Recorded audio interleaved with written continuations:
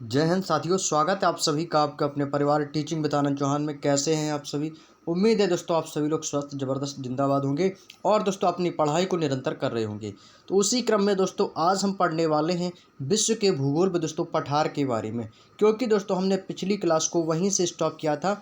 और यदि आपने अभी तक हमारी पिछली क्लासों को नहीं देखा है, जो आपकी 28वीं क्लास थी, उसमें दोस्तों हमने पठार तक का दोस्तों कंप्लीट कर लिया था। और वहीं से दोस्तों हम इस बुक को पेज बाय पेज कंप्लीट करते जा रहे हैं और दोस्तों निरंतर आगे बढ़ते जा रहे हैं। तो चलिएगा दोस्तों, एक बार फटाफट वीडियो को शेयर कर दीजिएगा और सभी प्यारे दोस्त क्लास में आ जाएं, ताकि दोस्तों आप लोग शुरुआत से लेकर अंत तक क्लास में बने रहे, जिससे आपको आने वाली प्रतियोगी परीक्षाओं से जो संबंधित महत्वपूर्ण प्रश्न हैं वो दोस्तों आपको सही ढंग से समझ में आ सके। तो दोस्तों चैप्टर बहुत ही दोस्तों इम्पॉर्टेंट है आपके आने वाली प्रतियोगी परीक्षाओं के लिए, और वो भी स्पेशल यूपी पुलिस कांस्टेबल के लिए जो आने वाली वैकेंसी है। बहुत ही जल्द दोस्तों आपको देखने को मिलेगी वैकेंसी, क्योंकि दोस्तों वैकेंसी का सभी युवा काफ़ी लंबे समय से दोस्तों इंतजार कर रहे हैं, लेकिन अभी तक दोस्तों भर्ती का कोई भी अता पता नहीं है। लेकिन दोस्तों घबराने की बात नहीं है, आप अपनी पढ़ाई को निरंतर करते रहिएगा। और चलिएगा दोस्तों, इसी क्रम में हम सेशन को स्टार्ट करते हैं। वीडियो को स्टार्ट कर दीजिएगा ताकि सभी प्यारे दोस्त क्लास में आ सकें। तो चलिए दोस्तों, मिलते हैं हम आज के अपने पहले क्वेश्चन से। चलिएगा दोस्तों, तो दोस्तों आप पहली हेडिंग देख रहे होंगे, लिखा है दोस्तों पठार, यानी कि दोस्तों आज हम जानेंगे पठार के बारे में। तो चलिए दोस्तों यहाँ स्टार्ट करते हैं वीडियो को। पहला पॉइंट ध्यान से समझिएगा। लिखा है कि पठार जो होता है वो पृथ्वी के सामान्य तल से ऊंचा होता है, यानी कि दोस्तों पहाड़ की तरह। दोस्तों जो पठार होता है वो पृथ्वी के तल से दोस्तों ऊंचा होता है, लेकिन दोस्तों इसका जो शीर्ष भाग होता है वो कैसा होता है? सपाट होता है। कैसा होता है? सपाट होता है, प्लेन होता है। इनकी ऊंचाई जो होती है वो सामान्यतः दोस्तों 300 से 500 मीटर तक होती है। उनकी ऊंचाई जो होती है दोस्तों सामान्यतः 300 से 500 मीटर तक होती है। आपके यहाँ भी दोस्तों आसपास दोस्तों पठार जरूर होंगे। जैसे आपके बीहड़ इलाके होते हैं, आप लोग देखते हो जो मिट्टी के दोस्तों ऊंचे ऊंचे जो टीले होते हैं, लेकिन जब उसके ऊपर जाते हैं तो दोस्तों हमें एकदम समतल दिखने को मिलता है। कुछ ऊंचे नीचे होते हैं, लेकिन ज़्यादातर हमें दोस्तों समतल भी देखने को मिलता है। तो वो क्या है दोस्तों? वो आपके पठार कहे जाते हैं। और उनकी दोस्तों जो सामान्यतः ऊंचाई होती है वो दोस्तों 300 से 500 मीटर तक ही होती है। अगला आता है दोस्तों उदाहरण सहित पठारों के विभिन्न प्रकार हैं दोस्तों कि किन प्रकार के दोस्तों आपके पठार होते हैं। जैसे कि एक होता है दोस्तों अंतर पर्वतीय पठार, जो कि दोस्तों आपका उदाहरण के लिए मान लेते हैं जैसे एक तिब्बत का पठार है, वो एक दोस्तों अंतर पर्वतीय पठार है।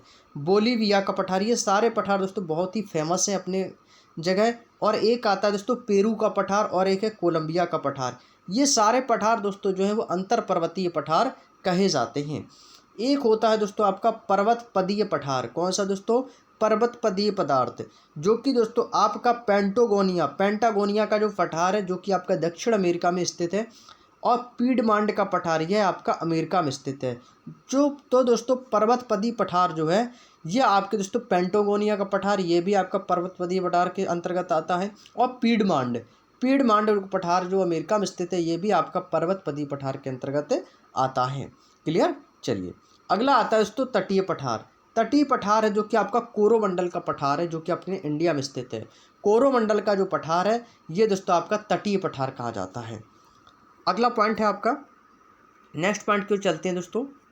नेक्स्ट है दोस्तों गुंबदकार पठार। गुंबद जैसे कि आप लोगों ने दोस्तों ताजमहल देखा है।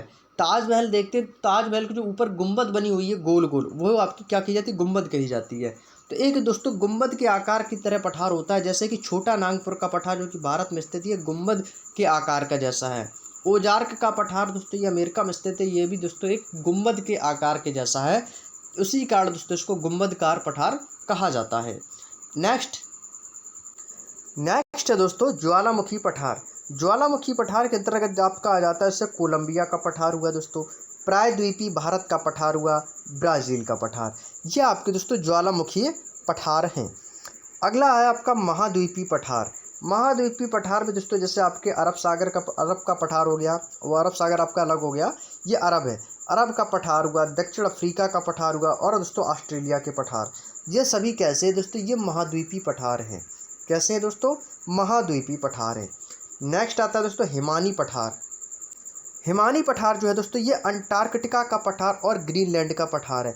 हिमानी पठार यानी कि दोस्तों ये ऐसे पठार है जहाँ पर दोस्तों हिम यानी दोस्तों बर्फ़ पड़ती है, जैसे कि आपका ग्रीनलैंड का पठार हुआ और अंटार्कटिका का पठार। दोस्तों किस पठार को संसार की छत कहा जाता है? मोस्ट इम्पोर्टेंट लगाएंगे, बहुत ही इजी क्वेश्चन है दोस्तों, सभी को पता होगा कि संसार का छत किस पठार को कहा जाता है? पामीर के पठार को। याद रखिएगा कि पामीर के पठार को हम संसार की छत कहते हैं।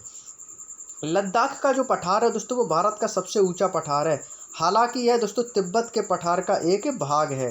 तिब्बत के पठार का एक भाग है दोस्तों, याद रखिएगा तिब्बत के पठार का यह एक भाग है। कौन सा? लद्दाख का पठार, जो कि भारत का सबसे ऊंचा पठार कहा जाता है। नेक्स्ट आते हैं दोस्तों मैदान। मैदान क्या होते हैं दोस्तों? मैदान होते हैं दोस्तों जो धरातल पर अपेक्षाकृत समतल और दोस्तों निम्न भूभाग मैदान कहलाते हैं। संरचना के दृष्टिकोण से दोस्तों आपके मैदान जो होते हैं दोस्तों वो आपके दो प्रकार के होते हैं। कितने प्रकार के होते हैं?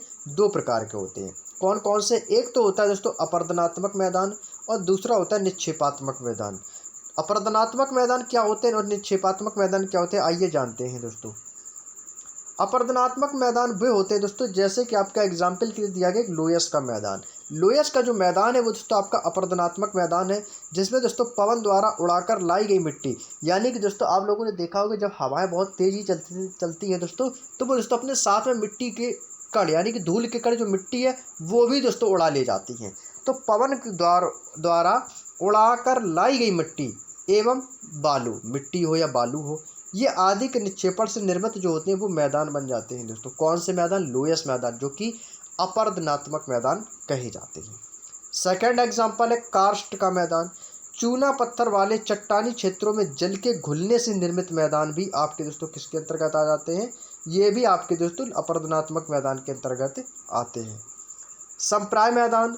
संप्राय मैदान जो होते हैं वो दोस्तों समुद्र तल के निकट नदियों के अपर्दन के फलस्वरूप निर्मित मैदान कहे जाते हैं। यह भी आपके अपर्दनात्मक मैदान के अंतर्गत आते हैं। निक्षेपात्मक मैदान का निर्माण जो होता है दोस्तों वो नदियों द्वारा बहाकर लाए गए कंकड़, पत्थर, बालू, कीचड़ आदि के निक्षेपण से होता है। दोस्तों आप लोगों ने देखा होगा जो भी आपके यहाँ कोई नदी पड़ती हो तो आप लोग देखते हैं जब हमारे यहाँ नदी बाढ़ पर आ जाती है और कुछ जब बाढ़ कम हो जाती है, हम देखते हैं दोस्तों यहाँ आपका नदी का पानी जो आपको घटा हुआ मिलता है, तो हम देखते हैं दोस्तों कुछ कंकड़ होते हैं, पत्थर होते हैं, कीचड़ भी होती है, बालू भी होती है, वो दोस्तों क्या होते हैं किनारे आकर लग जाते हैं। तो यदि मान लेते हैं कि ऐसा किनारे आकर लग जाते हैं और बाद में यदि आपकी वो नदी है किसी कारणवश सूख जाती है, या मान लेते हैं कि नदी का बहाव कम हो जाता है और अक्सर उसका जो भाग है दोस्तों वो हमें मैदानी देखने को मिलता है, तो इस प्रकार के मैदान हमें निक्षेपात्मक मैदान कहे जाते हैं। समझ में आई इतनी बात आपको? चलिए अगला पॉइंट। अगला है दोस्तों निक्षेपात्मक मैदान को जलोढ़ मैदान या डेल्टा का मैदान कहते हैं। उससे जो हमें मृदा प्राप्त होती है, मृदा किसको कहते हैं दोस्तों? मिट्टी को कहते हैं। तो वो कौन सी मिट्टी होती है? तो वो होती है आपकी जलोढ़ मिट्टी। तो जलोढ़ मिट्टी यानी कि दोस्तों वो पूरा भाग आपका जलोढ़ मैदान कहा जाता है, या दोस्तों डेल्टा मैदान भी कहते हैं। गंगा एवं ब्रह्मपुत्र का डेल्टाई मैदान दोस्तों विश्व का सबसे बड़ा डेल्टाई मैदान है। आप सभी जानते हैं कि भारत की सबसे लंबी और पवित्र नदी जो है वो गंगा नदी है, और तो विश्व का सबसे बड़ा डेल्टाई मैदान भी गंगा और ब्रह्मपुत्र का डेल्टाई मैदान है, जिसे दोस्तों सुंदरबन डेल्टा के नाम से भी जानते हैं। काफ़ी लोग समझते हैं कि सुंदरबन क्या होता है पता ही नहीं है। तो दोस्तों सुंदरबन का जो डेल्टा होता है वो आपके गंगा और ब्रह्मपुत्र के जो डेल्टाई मैदान होते हैं, जो कि विश्व के सबसे बड़े डेल्टाई मैदान है, इन्हीं को दोस्तों हम सुंदरबन का डेल्टा कहते हैं। यहाँ तक की बातें समझ में आई आप लोगों को? कोई भी डाउट हो तो कमेंट बॉक्स में पूछ लीजिएगा, एक भी डाउट नहीं आपको आएगा। आप बस कंसंट्रेट होकर वीडियो को देखते रहिए और सुनते रहिएगा। कॉपी पेन रख के बैठिएगा साथ में, ताकि यहाँ से जो भी इंपॉर्टेंट पॉइंट्स आपको नोट करने के लिए बोलूँ वो आप लोग दोस्तों नोट कर सकें। चलिए अगला पॉइंट है संरचना के आधार पर विश्व के प्रमुख मैदान। उनकी संरचना के आधार पर, जैसे कि आपका एक है बाढ़ का मैदान, जहाँ पर दोस्तों अक्सर ज़्यादातर बाढ़ें आती हैं। उदाहरण के लिए किन किन नदियों में सबसे ज़्यादा बाढ़ आती है? जैसे कि आपका गंगा नदी होगा, सतलज, ब्रह्मपुत्र, नील नदी, हांगो नदी और मिसिसिपी नदियों द्वारा जो निर्मित मैदान है ये बाढ़ के मैदान हैं। बाढ़ आई, नदी घट गई, थोड़ा पानी कम हुआ, बाकी का जो स्तर में फैला हुआ पानी था वो आपका बालू रेत में वो कैसा हो गया? एक मैदान हो गया, जिसे हम बाढ़ का मैदान के नाम से जानते हैं। गिरिपद जलोढ़ होता है, यह भारत का भावर मैदान होता है, जो कि निक्षेपण द्वारा निर्मित होता है। निक्षेपण मैंने आपको क्या बताया था? कीचड़, बालू, कंकड़, पत्थर से जो निर्मित मैदान होते हैं वो आपके निक्षेपात्मक या निक्षेपण मैदान कहे जाते हैं। चलिए अगला आता है डेल्टाई मैदान। तो डेल्टाई मैदान जैसे आपका सिंधु नदी हुआ, गंगा नदी हुआ, ब्रह्मपुत्र भी है, नील है, मिसिसिपी, ये सभी आपके निर्मित डेल्टाई मैदान हैं। तो डेल्टाई मैदान यानी कि सुंदरबन के डेल्टा भी इन्हीं को कहते हैं। पवन निक्षेपित मैदान अफ्रीका के सहारा एवं भारत का थार मरुस्थल अर्थात मरुस्थलीय मैदान कहे जाते हैं। लावा द्वारा निर्मित मैदान संयुक्त राज्य अमेरिका है, अर्जेंटीना, इटली तथा न्यूजीलैंड का लावा मैदान जो कि ज्वालामुखी द्वारा बहे हुए जो लावा होता है जो पूरे में फैल जाता है तो उसको हम लावा द्वारा निर्मित मैदान कहते हैं। क्लियर। चलिए अब जानते हैं दोस्तों मरुस्थल के बारे में। मरुस्थल मरुस्थल का दोस्तों सबसे पहला पॉइंट आप लोग पढ़ेंगे ध्यान से। दिया गया है कि ऐसा क्षेत्र जहां औसत वार्षिक वर्णन 25 सेंटीमीटर से कम होता है तो वो मरुस्थल की श्रेणी में आता है, मरुस्थल की श्रेणी में आ जाता है। सहारा मरुस्थल जो है दोस्तों वो विश्व का सबसे बड़ा मरुस्थल है, याद रखिएगा, जो कि आपके उत्तरी अफ्रीका में स्थित है। सहारा मरुस्थल। एग्जामिनर आपसे क्वेश्चन कर सकता है कि बताइएगा विश्व का सबसे बड़ा मरुस्थल कौन सा है। इंपॉर्टेंट लगा लीजिएगा, आपको पता होगा सहारा का मरुस्थल। थार का मत कर दीजिएगा, बहुत से लोग थार समझ देते हैं और ऑप्शन में मिलता है ऐसी कंडीशन में। तो आपसे क्या पूछा, विश्व का, तो विश्व का सबसे बड़ा कौन सा है दोस्तों, सहारा का मरुस्थल है। अगला आता है दोस्तों विश्व की सर्वाधिक जनसंख्या वाला मरुस्थल। देखिएगा दोस्तों, अब यहाँ से आपको कन्फ्यूज़न आपका दूर हो जाएगा। विश्व का सबसे बड़ा मरुस्थल सहारा मरुस्थल बताएंगे। यदि पूछे विश्व की सर्वाधिक जनसंख्या वाला मरुस्थल तो वो आप बोलेंगे थार का मरुस्थल, जो कि भारत में स्थित है। यह दक्षिण एशिया का सबसे बड़ा मरुस्थल है, थार मरुस्थल। क्लियर। चलिए अगला दोस्तों दस्त ए लुट ईरान में स्थित एक विशाल लवणीय रेगिस्तान है। ये क्या है दोस्तों, एक लवणीय रेगिस्तान है। अटाकामा मरुस्थल जो है दोस्तों विश्व का सबसे शुष्क मरुस्थल है, जो चिली आपका एक देश है जो कि दक्षिण अमेरिका में स्थित है। चिली दक्षिण अमेरिका में स्थित है। नेक्स्ट है दोस्तों 30 से 60 अंश अक्षांश के मध्य पाए जाने वाले मरुस्थलीय शीत कटिबंधीय होते हैं। पैंटागोनिया, गोबी मरुस्थल, लद्दाख मरुस्थल, ये सभी दोस्तों इन्हीं के उदाहरण हैं। विषुवत रेखा में 15 अंश से 30 अंश उत्तर या दक्षिण में व्यापारिक पवनें पट्टी के अंतर्गत आने वाले मरुस्थल उष्ण कटिबंधीय होते हैं। जैसे कि आपका थार का मरुस्थल हुआ, कालाहारी मरुस्थल हुआ, बोत्सवाना मरुस्थल हुआ, ये इन सभी के दोस्तों आपके उदाहरण दिए गए हैं। बात करते हैं दोस्तों विश्व के प्रमुख मरुस्थल के बारे में। जैसे कि आपकी यदि हम बात करें, सबसे पहले दिया गया सहारा मरुस्थल, जो कि इम्पोर्टेंट है आपके आने वाले एग्जाम में। सहारा का मरुस्थल जो है दोस्तों दक्षिण अफ्रीका के उत्तर पश्चिम में अवस्थित है, यानी कि स्थित है। गोबी मरुस्थल मंगोलिया एवं आंतरिक चाइना के मध्य आपका यह स्थित है। कौन सा दोस्तों, गोबी मरुस्थल। अगला आता है दोस्तों कालाहारी मरुस्थल, यह आपका बोत्सवाना में स्थित है। कालाहारी मरुस्थल आपका बोत्सवाना में स्थित है। पेंटागोनिया मरुस्थल आपका अर्जेंटीना में है।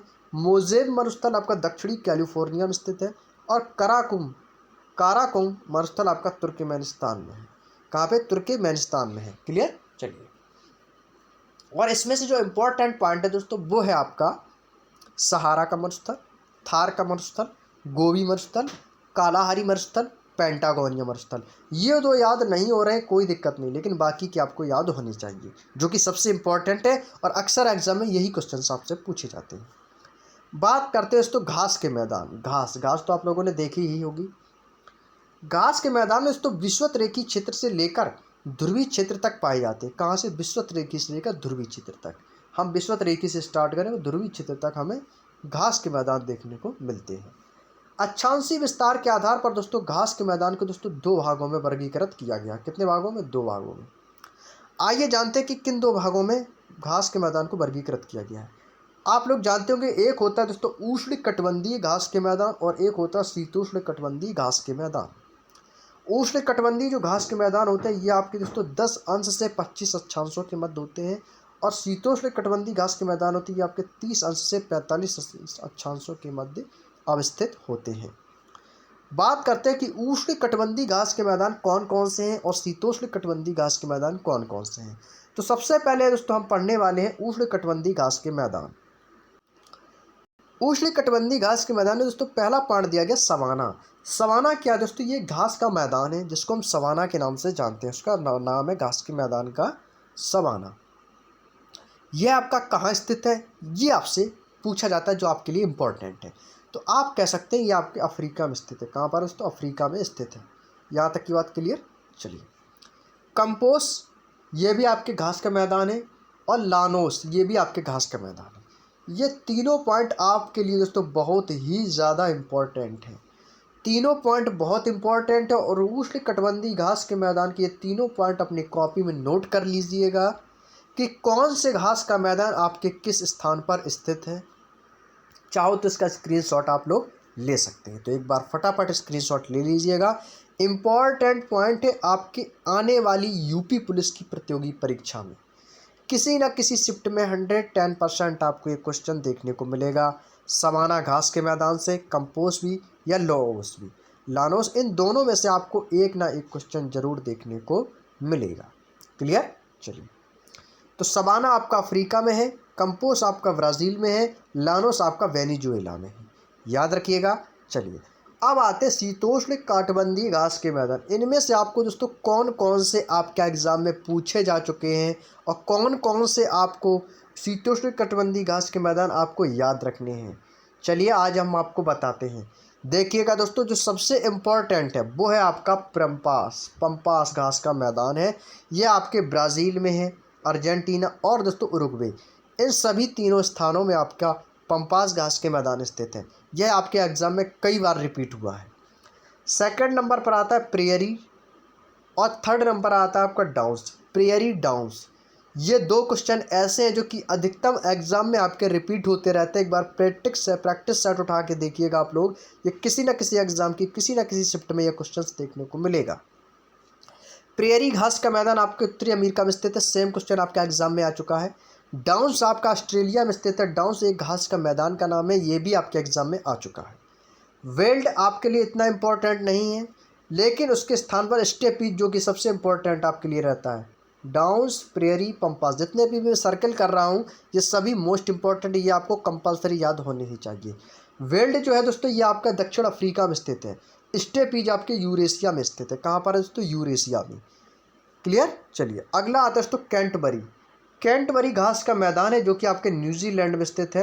पुस्ताज आपका दोस्तों हंगरी में स्थित है। हंगरी एक दोस्तों कंट्री का नाम है। किसका नाम है दोस्तों? कंट्री का नाम है। क्लियर? चलिए, अगला है विश्व के प्रमुख झीलों एवं दोस्तों जलप्रपात, मोस्ट इंपॉर्टेंट लगाएंगे। इससे दोस्तों कई बार एग्जाम में क्वेश्चन पूछे जाते हैं। झील दोस्तों जल का वह स्थिर भाग है जो चारों तरफ से स्थल खंडों से घिरा होता है, उसको दोस्तों हम झील कहते हैं। आसपास कैसा होगा? स्थल खंड होगी, यानी कि दोस्तों ज़मीनी होगी चारों तरफ, और दोस्तों उसके बीच का जो भाग होगा वो कैसा होगा? जल से भरा होगा। झीलें दोस्तों कितने प्रकार की होते हैं क्या आप जानते हैं? तो चलिए आपको बताते हैं कि झीलें दोस्तों आपकी जो होती है वो दोस्तों आपकी 4 प्रकार की होती हैं। कितने प्रकार की होती हैं दोस्तों? 4 प्रकार की होती हैं। आइए जानते हैं कौन कौन सी। जैसे कि दोस्तों आप सभी को पता है होगा कि एक झील होती है जो कि आपकी प्राकृतिक होती है, प्राकृतिक द्वारा बनी होती है, जो कि निर्माण प्रक्रिया के आधार पर होता है, जिसको हम प्राकृतिक झीलें कहते हैं। प्राकृतिक यानी कि दोस्तों भगवान के द्वारा निर्मित जो भी वस्तु है जिसे मनुष्य द्वारा ना बनाया गया हो, यानी कि दोस्तों जो मनुष्य बनाते हैं उसको क्या बोलते हैं? कृत्रिम कहते हैं, यानी कि किसी न किसी के द्वारा उस झील का निर्माण करवाया गया है, वो आ जाती है कृत्रिम झील के अंतर्गत। लेकिन जो प्राकृतिक होती है ना ही उसे कोई बनवाता है, वो ऑटोमेटिकली ही दोस्तों स्वाभाविक है अपने आप बन जाती है। तो वो कैसी होती है? वो प्राकृतिक है, कह सकते हैं वो प्रकृति के द्वारा बनी हुई है। लेकिन जिस चीज़ का हम निर्माण करते हैं वो आपकी कृत्रिम में आ जाती है। ठीक उसी प्रकार दोस्तों झीलें भी आपकी 4 प्रकार की होती हैं। एक तो आपकी प्राकृतिक झील हो जाती है, दूसरी आपकी कृत्रिम झील हो जाती है, थर्ड आपकी आ जाती है दोस्तों खारे पानी की झील। ये आपके जल की प्रकृति के आधार पर निर्धारण होता है कि खारे पानी की झील है। और उसी प्रकार ठीक चौथे नंबर की होती है मीठे पानी की झील। आप सभी को नेक्स्ट आगे पता चलेगा कि खारे पानी की झील कौन सी है, मीठे पानी की झील कौन सी है, प्राकृतिक झीलें कौन सी हैं और कृत्रिम झीलें कौन सी हैं। सबसे पहले जो आपको एक नॉर्मल सा पॉइंट है वो आपको पता होना चाहिए कि झीलें आपकी 4 प्रकार की होती हैं। देखते ही देखते वीडियो में आपको सारे पॉइंट्स याद हो जाएंगे। बोलिएगा साथ में, प्राकृतिक, कृत्रिम, मीठे और खारे, ये 4 झीलें आपकी दोस्तों होती हैं। सबसे पहले जानते हैं विशेषताएँ दी गई हैं और कुछ आपकी झीलें दी गई हैं। या हम कह सकते हैं कि प्रमुख, विश्व में सबसे बड़ा, सबसे ऊंची, सबसे छोटी और सबसे गहरी, इसको लगाएंगे। मोस्ट इंपॉर्टेंट ये पॉइंट रहेगा आपके लिए, ब्रैकेट में इसको मैं क्लोज कर देता हूँ, आपके लिए सबसे इम्पोर्टेंट पॉइंट रहेगा। स्क्रीनशॉट चाहो तो ले लीजिएगा। यदि आपको ये पॉइंट दोस्तों ऑलरेडी पहले से पता हो तो बहुत अच्छी बात है, तो आपका शानदार रिवीजन भी हो जाएगा। देखिएगा दोस्तों, जो सबसे इंपॉर्टेंट क्वेश्चन आपके एग्जाम में पूछा जाता है, विश्व की सबसे ऊंची झील कौन सी है? विश्व की सबसे ऊंची झील कौन सी है? क्वेश्चन को ध्यान से समझिएगा कि क्वेश्चन कह क्या रहा है। तो वो है दोस्तों आपकी तिलिचो झील, जो कि आपके नेपाल में स्थित है। विश्व की सबसे निचले भाग में स्थित झील, जो कि सबसे नीचे भाग में स्थित है, वो आपकी मृत सागर झील, जो कि विश्व की सबसे निचले भाग की झील है। विश्व की जो सबसे बड़ी झील है वो है आपकी दोस्तों कैस्पियन सागर। कैस्पियन सागर दोस्तों विश्व की सबसे बड़ी झील है। और दोस्तों विश्व की जो सबसे गहरी झील है वो है आपकी बैकाल झील, जो कि आपके दोस्तों रूस में स्थित है। कहाँ पर दोस्तों? रूस में स्थित है। सबसे गहरी झील है बैकाल झील। विश्व की जो सबसे बड़ी मीठे पानी की झील, मीठे जल की झील, जो कि अभी मैंने बताया, वो है आपकी दोस्तों सुपीरियर झील। जो ये झील है ना आपकी मीठे पानी की झील, तो ये मीठे पानी की झील जो है दोस्तों यही तो आपकी सुपीरियर झील है। कौन सी दोस्तों? सुपीरियर, याद रखिएगा। सुपीरियर झील जो है दोस्तों मीठे पानी की झील है।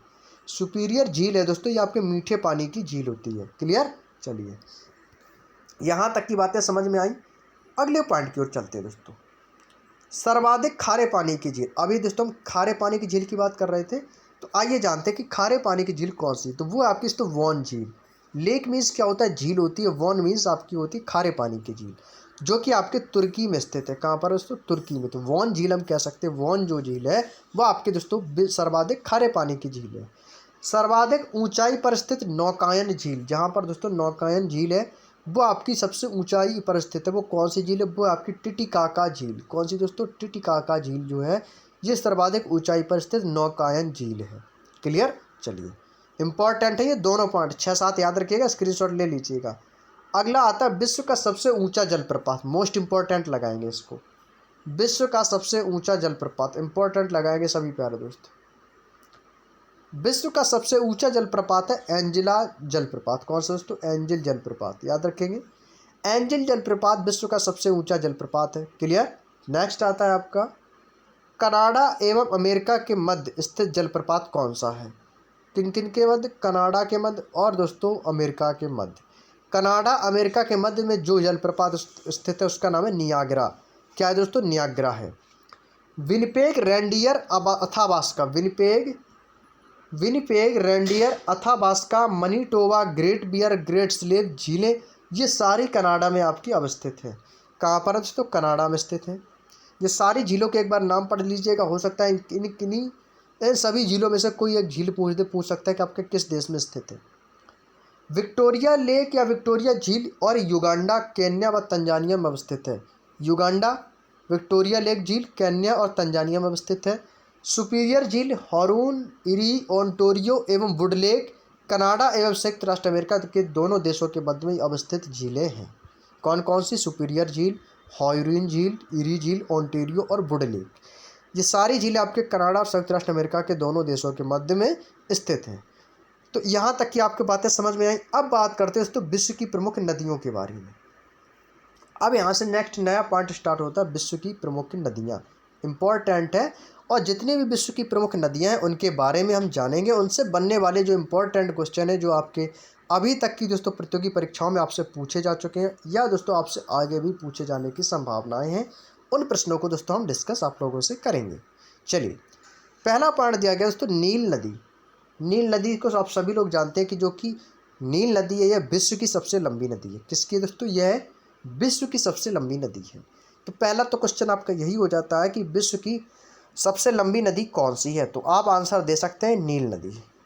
नेक्स्ट आता है कि नील नदी आपके किस महाद्वीप में स्थित है? ये भी आपके लिए इम्पोर्टेंट है। तो आपके लिए दोस्तों ये क्वेश्चन जो है ना थोड़ा सा मॉडरेट हो जाता है। जैसे कि नॉर्मली सभी को पता है कि विश्व की सबसे लंबी नदी झील नील नदी है, लेकिन यह किस महाद्वीप में स्थित है ये आपको पता नहीं है। लेकिन दोस्तों ये आपको पता होना चाहिए। हो सकता है आपको एग्जामिनर यही क्वेश्चन पूछ दे, तो आप आंसर दे सकते हैं कि अफ्रीका महाद्वीप में स्थित है। कौन से महाद्वीप में दोस्तों? अफ्रीका महाद्वीप में आपकी नील नदी स्थित है। तो सबसे लंबी नदी और किस महाद्वीप में स्थित है, ये दोनों क्वेश्चन आपको याद हो गए। और इसकी यदि आपसे लंबाई पूछ दे तो आप बता सकते हैं 6650 किलोमीटर इसकी लंबाई है। थर्ड इंपॉर्टेंट क्वेश्चन आपसे बनता है कि बताइएगा कि नील नदी का निर्माण किससे हुआ है? नील नदी का उद्गम स्थल कौन सा है, या नील नदी का उद्गम स्थल कौन सी झील है? ये आपके लिए मोस्ट इंपॉर्टेंट और थोड़ा सा मॉडरेट क्वेश्चन आप लोगों के लिए बनता है। तो आप बता सकते हैं कि नील नदी का जो उद्गम स्थल है वो है आपका विक्टोरिया झील। विक्टोरिया झील के उद्गम से ही दोस्तों नील नदी का निर्माण हुआ है। नेक्स्ट है महत्वपूर्ण तथ्य, आस्वान बांध एवं नासिर झील नील नदी पर ही दोस्तों अवस्थित है। फोर्थ इंपॉर्टेंट क्वेश्चन आपसे एग्जामिनर कर सकता है कि चलिए बताइएगा कि आस्वान बांध आपका किस नदी पर बना हुआ है। आप सभी जानते हैं कि जैसे आपसे पूछ देता है कि नागार्जुन बांध किस नदी पर बना हुआ है, तो आप लोगों को ऐसे क्वेश्चंस एग्जाम में देखने को मिलते हैं। तो ये आप लोगों के लिए ये एक नया क्वेश्चन बन जाता है आपके लिए, जो कि इम्पोर्टेंट साबित होगा आपके एग्जाम के लिए। आस्वान बांध आपका किस नदी पर स्थित है, या ये भी पूछ सकता है कि नासिर झील आपकी किस नदी पर स्थित है। तो आप बता सकते हैं कि आस्वान बांध और नासिर झील आपके नील नदी पर ही स्थित हैं। मिस्र को दोस्तों नील नदी का उपहार कहा जाता है। फिफ्थ इंपॉर्टेंट क्वेश्चन, तो मैं आपको बताना चाहूँगा कि जो नील नदी में अभी तक हमने जितने सारे पॉइंट्स पढ़े हैं ये सभी इंपॉर्टेंट पॉइंट्स हैं, और ये सभी पॉइंट्स आपके एग्जाम में पूछे जा चुके हैं और आगे भी आपसे पूछे जाएंगे। तो याद रखिएगा नील नदी का उपहार किसको कहा जाता है, जो कि आपके लिए सबसे इंपॉर्टेंट क्वेश्चन रहता है। तो नील नदी का उपहार दोस्तों मिस्र को कहा जाता है। किसे? मिस्र को। तो नील नदी से संबंधित आपके जो भी इंपॉर्टेंट पॉइंट्स हैं जो कि अधिकतम एग्जाम में पूछे जाते हैं, वो आपको यही सारे पॉइंट्स आपके देखने को मिल जाएंगे। अगली नदी है दोस्तों अमेजन नदी। अमेजन नदी जो है दोस्तों यह आपके कह सकते हैं कि ये विश्व की सबसे बड़ी नदी कही जाती है, अमेजन नदी। तो याद रखिएगा पहला पॉइंट यही हो जाता है कि विश्व की सबसे बड़ी नदी कौन सी है। तो आपका जो आंसर होगा वो हो जाएगा अमेजन नदी, जो कि आयतन में विश्व की सबसे बड़ी नदी है। लंबाई में दोस्तों विश्व की दूसरी सबसे लंबी नदी आ जाती है, जिसकी लंबाई दोस्तों 6400 किलोमीटर है। सबसे पहले नंबर पर कौन आ जाती है? आपकी नील नदी। दूसरे नंबर की आ जाती है अमेजन नदी। आपसे दोस्तों सबसे लंबी भी पूछ सकता है और आपसे दूसरी सबसे लंबी भी पूछ सकता है। तो आपको दोनों पॉइंट्स आपको याद रखने होंगे। कितने? दोनों पॉइंट्स आपको याद रखने होंगे कि विश्व की सबसे लंबी नदी आपको बता देना है नील नदी, और दूसरे सबसे लंबे नील नदी तो आप बता देना अमेजन नदी। कौन सी दोस्तों? अमेजन नदी। क्लियर? यहाँ तक की बातें समझ में आई। अगला, दक्षिण अमेरिका की सबसे बड़ी नदी कौन सी है? Third important question. अमेजन नदी के आपके दोस्तों 3 पॉइंट दिए गए जो आपके लिए तीनों महत्वपूर्ण साबित होंगे एग्जाम में। तो आपसे एग्जामिनर क्वेश्चन कर सकता है, बताइए दक्षिण अमेरिका की सबसे बड़ी नदी कौन सी है। तो आपका आंसर हो जाएगा अमेजन नदी। कौन सी दोस्तों? अमेजन नदी। अमेजन नदी जो है दोस्तों ये आपके दक्षिण भारत की दक्षिण अमेरिका की सबसे बड़ी नदी है। अगला आता है मिसिसिपी मिसौरी नदी। ये आपका मिसिसिपी है, ये आपके एक नदी का नाम है मिसिसिपी मिसौरी। यह आपके उत्तरी अमेरिका में स्थित है। कहाँ पर दोस्तों? उत्तरी अमेरिका में स्थित है। तो आपके लिए एक इम्पॉर्टेंट क्वेश्चन बन जाता है कि बताइएगा कि मिसिसिपी मिसौरी नदी आपके किस देश में स्थित है। तो कहाँ पर स्थित है? तो आपका आंसर हो जाएगा उत्तरी अमेरिका में अवस्थित है। यह नदी विश्व की सबसे बड़ी नदी तंत्र बनाती है, सबसे बड़ी नदी तंत्र बनाती है, और यह नदी पक्षीपाद आकार का डेल्टा बनाती है। पक्षीपाद के आकार का डेल्टा बनाती है, जिसमें से सबसे इंपॉर्टेंट पॉइंट पहला है कि यह आपके उत्तरी अमेरिका में अवस्थित है। नेक्स्ट है डैन्यूब नदी। डैन्यूब नदी का उद्गम स्थल कौन सी है? ब्लैक फॉरेस्ट है, जो कि आपके जर्मनी में स्थित है। काले जंगल, ब्लैक फॉरेस्ट आपका उद्गम स्थल डैन्यूब नदी का निर्माण होता है, और यह नदी आपके 4 यूरोपीय राजधानियों से होकर गुजरती है। कितने? 4 यूरोपीय राज्यों से होकर गुजरती है। पहला है वियना। वियना आपका ऑस्ट्रिया में है। बुडापेस्ट आपका हंगरी है। बुखारेस्ट आपका रोमानिया, और चौथा बेलग्रेड यूगोस्लाविया। इन चारों यूरोपीय देशों से होकर गुजरती है। ये चारों आपकी क्या दोस्तों राजधानियाँ इन्हीं से होकर गुजरती है। ऑस्ट्रिया की राजधानी वियना है, हंगरी की राजधानी बुडापेस्ट है, रोमानिया की राजधानी बुखारेस्ट है, और यूगोस्लाविया की बेलग्रेड है। क्लियर? चलिए, आपको राजधानी भी पता होनी चाहिए सभी देशों की। इस पर भी हम वीडियो बना चुके हैं, प्लेलिस्ट में आपको मिल जाएंगे। येलो बुक की सारी वीडियोस की प्लेलिस्ट मिल जाएगी, और अभी तक हमने जो भी आपके स्टैटिक जीके में जो भी हमारी क्लासें हुई हैं उन पिछली क्लासों में भी आपको क्वेश्चंस जो हैं आपको मिल जाएंगे। अगला आता है तो सेंट लॉरेंस नदी। ये आपके उत्तरी अमेरिका में स्थित है। सेंट लॉरेंस ये भी आपके अमेरिका में स्थित है। यह विश्व की सबसे व्यस्ततम आंतरिक जल परिवहन मार्ग है, और नियाग्रा जलप्रपात इसी नदी पर अवस्थित है। जो आपका नियाग्रा जलप्रपात अभी हम आपको बता के आए हैं, ये भी आपका सेंट लॉरेंस नदी पर ही स्थित है। नेक्स्ट आता है इंपॉर्टेंट लगाएंगे वोल्गा नदी। वोल्गा नदी का उद्गम स्थल है बलदाई पहाड़ी। बलदाई पहाड़ी से वोल्गा नदी का निर्माण हुआ है। यह यूरोप की सबसे लंबी नदी कही जाती है, जो कि कैस्पियन सागर में जाकर गिर जाती है। दोस्तों यूरोप की सबसे लंबी नदी कौन सी है? तो यूरोपीय नदी आपकी कह सकते हैं वोल्गा नदी, जो कि कैस्पियन सागर में जाकर गिरती है। यहाँ तक की बातें समझ में आ चुकी होंगी। चलिए अगला पॉइंट दिया गया है दोस्तों, नदियों से संबंधित कुछ आपके महत्वपूर्ण तथ्य दिए गए हैं। तो आज की जो क्लास हम यहीं तक रखेंगे, क्योंकि दोस्तों समय मेरे पास बहुत कम है क्लास ना ले पाने के लिए, क्योंकि दोस्तों मुझे थोड़ा अभी अर्जेंट वर्क है। इस वजह से दोस्तों आपकी क्लास जो है मैं अभी नहीं ले पाऊँगा। तो आज की जो क्लास है हम यहीं तक रखते हैं, और नेक्स्ट क्लास में हम आप लोगों से डिस्कस करेंगे महत्वपूर्ण तथ्य के बारे में। जितनी भी आपकी महत्वपूर्ण नदियाँ उनसे संबंधित महत्वपूर्ण तथ्य आपके नेक्स्ट क्लास में हम आप लोगों से डिस्कस करेंगे। तो आज की जो क्लास है हम यहीं तक रखते हैं, और नेक्स्ट क्लास में हमारी मुलाकात होगी आप लोगों से। यहीं से हम दोस्तों पुनः क्लास को स्टार्ट करेंगे महत्वपूर्ण तथ्य से। तो चलिएगा दोस्तों, आप सभी लोग क्लास को जुड़ने के लिए आप सभी दोस्तों का बहुत बहुत धन्यवाद। और ज़्यादातर आप लोगों वीडियो को शेयर ज़रूर कर दीजिएगा, क्योंकि दोस्तों हम आप लोगों के लिए कंटिन्यू मेहनत कर रहे हैं। तो आप लोगों का भी एक फ़र्ज़ बनता है कि आप लोग हमें दोस्तों ज़्यादा से ज़्यादा मोटिवेट करें, ज़्यादा से ज़्यादा वीडियो को लाइक करें, शेयर करें, कमेंट करके ज़रूर बताया करें कि आप लोगों को क्लास कैसी लगी। कोई भी डाउट हो किसी भी बुक से रिलेटेड तो आप हमसे पूछ सकते हैं। और मुझे पता है कि आप लोग काफ़ी समय से रीजनिंग की क्लास का भी इंतज़ार कर रहे हैं, क्योंकि दोस्तों रीजनिंग की क्लास में थोड़ा सा समय लग रहा है, क्योंकि दोस्तों हमारे पास समय ना हो पाने के कारण आपकी क्लास आने में दोस्तों लेट हो रही है। लेकिन कोशिश रहेगी कि आप लोगों की बहुत जल्द दोस्तों सभी क्लासेस आपकी रेगुलर हो जाएं। तो दोस्तों मैं अपनी तरफ से पूरी कोशिश करूंगा आप लोगों के लिए। तो आप लोग जैसा प्यार और सपोर्ट बनाएं ऐसा ही कंटिन्यू बनाए रखिएगा। हम आप लोगों के लिए सदैव खड़े रहेंगे और आप लोगों के लिए कंटिन्यू मेहनत करते रहेंगे। तो चलिए दोस्तों, आप अपना प्यार सपोर्ट देते रहिएगा, और हमेशा दोस्तों आप लोग खुश रहिएगा और अपनी तैयारी को दोस्तों अच्छे से करते रहिएगा। तो चलिए दोस्तों, मिलते हैं नेक्स्ट वीडियो में। तब तक के लिए धन्यवाद। जय हिंद, जय भारत।